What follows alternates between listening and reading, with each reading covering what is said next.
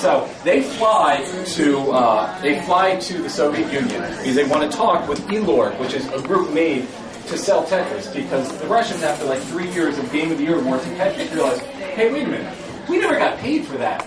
We never actually sold that. America and the rest of the world is just stealing our stuff. So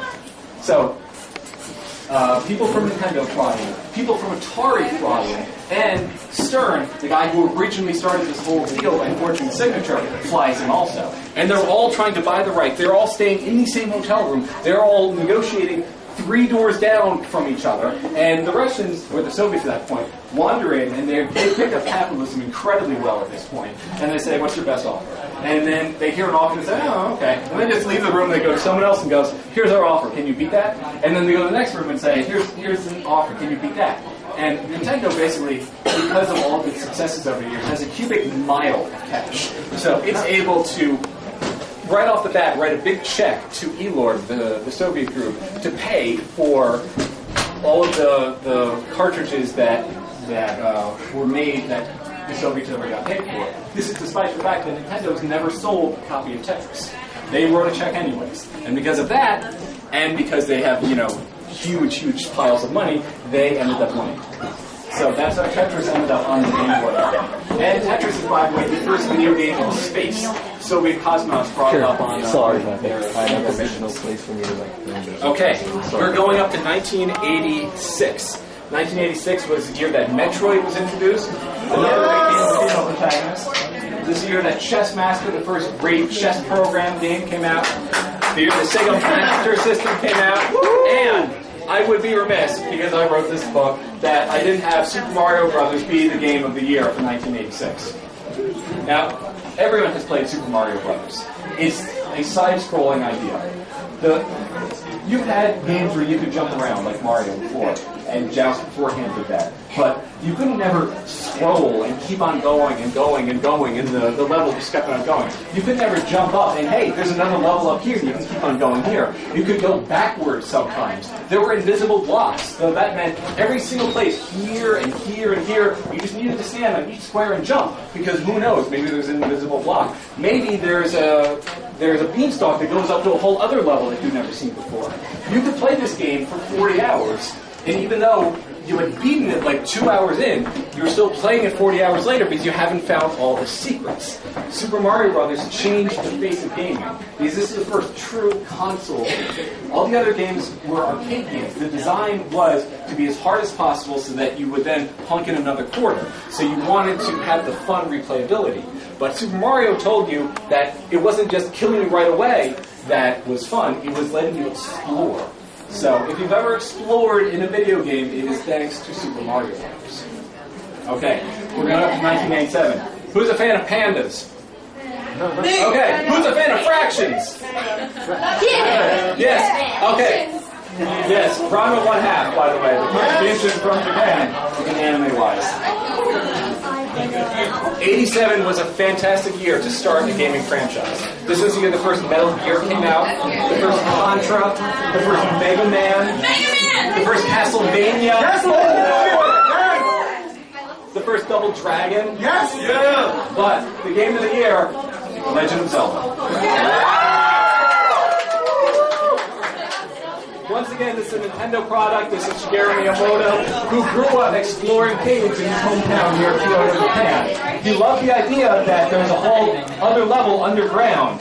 So he made Legend of Zelda 2 games in one. You had one game, the Overworld, where you could explore all around, and every level had a different challenge. And you would either go from the top, bottom, left, or right, and the screen would scroll up and show you a whole different board. And there was a huge, giant map that you really needed to figure out this whole game, because you couldn't hold it in your head. And every once in a while, you'd find a little hole. And that meant you could go in, there's a dungeon in there to explore. And this is very Dungeons and Dragons, but it meant that there were 2 different game boards going on at the same time.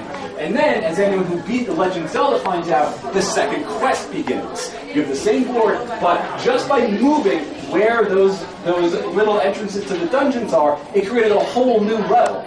It's like in golf, when they move the tee and they move it somewhere else, and they move the hole. All of a sudden, the challenges are completely different, even though you've changed very little. Legend of Zelda began the huge epic quest idea. Final Fantasy, and I mean, just about any game that's popular has this epicness to it. And it all began with the Legend of Zelda. Zelda, by the way, named after Zelda Fitzgerald, F. Fitzgerald's wife. Shigeru Miyamoto thought it sounded neat. Okay, we're up to 1988. Nintendo didn't want to have the problem that Atari did, which is too many crap games. So they banned their third-party vendors from making more than 2 games a year. This was bad news. So eventually they said, okay, you can have 5. And this was still bad news because companies like Capcom and Konami wanted to make lots of games, and they were making lots of good games. The way they got around that was by making shell companies. So a company called Acclaim made another division called LJN, which was just like Atari making P games. And Konami made a division called Ultra. Now, one of the first Ultra games was the Teenage Mutant Ninja Turtles, that guy's favorite right there. Woo! Which is ironic because it was a shell company, and they made a turtle game with shells, and no one likes that joke. It's funny because it's a turtle.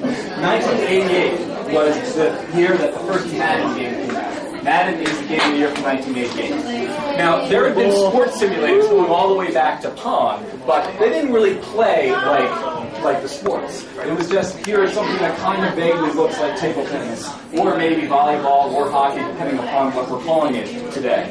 But it's all kind of the same. Just hit the thing at the other guy. Madden was the first time, and this is something that John Madden commanded, that you had 11 people on one side and 11 people on the other.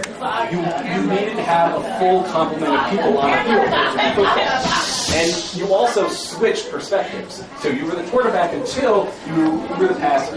Well, I mean, if you were running, you stayed at but if you threw the ball, then once the receiver caught it, you were the receiver. So wherever the ball is, you were the person controlling the ball. This started the sports franchise idea, where every year you put out basically the same game, you give it a new gloss, you update the roster, you put some slightly better graphics in, and you give it a new sort of legacy franchise mode, and people will buy it.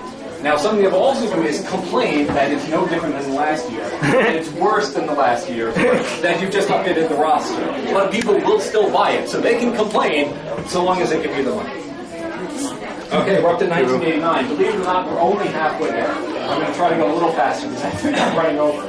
The game of the year is something that you're never going to guess because most people don't even think of it as a video game. It was not SimCity, although that's a 1989 premiere. It was not Populous. It was not Final Fight, which had the New York City mayor rip off his shirt to go fight. Awesome. Wasn't the Game Boy and the Lynx. Wasn't Prince of Persia, which turned into a terrible movie just a year or two ago. The game of the year for 1989 is a tie between Solitaire and Minesweeper. Solitaire and Minesweeper ship with all copies of MS-DOS 3. Now, anyone who bought a PC basically got that operating system. Went through that there were millions of people who got video games they didn't know it. Now, they were told that you could use Solitaire and Minesweeper as ways to learn the mouse. Because for a lot of people, 1989 was their first computer. And you needed to learn how to use the mouse. You needed practice for efficiency.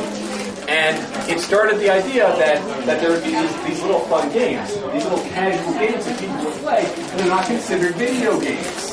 So if you've ever had a conversation with your mom, she says, I don't really play video games. You're like, you're playing a game right now, Mom. You're playing Solitaire. It's like, this isn't a video game, it's a Solitaire. It is a video game. Spider Solitaire is a video game. Snood is a video game. It doesn't have to have explosions and nuclear bombs and swords for it to be a video game. The graphics could be terrible and it's still a video game. Angry Birds is a video game. Okay, we're up to 1990. This is the year that Nintendo finally updated their NES to SNES. This is the Sid Meier game, Railroad Tycoon. The Mario World came out. The game of the year is Wing Commander. Wow. Wing Commander you may not remember because it's not around that much anymore, but that, if anyone's ever said, this game plays like a movie, it doesn't play like a video game, that's Wing Commander in a nutshell.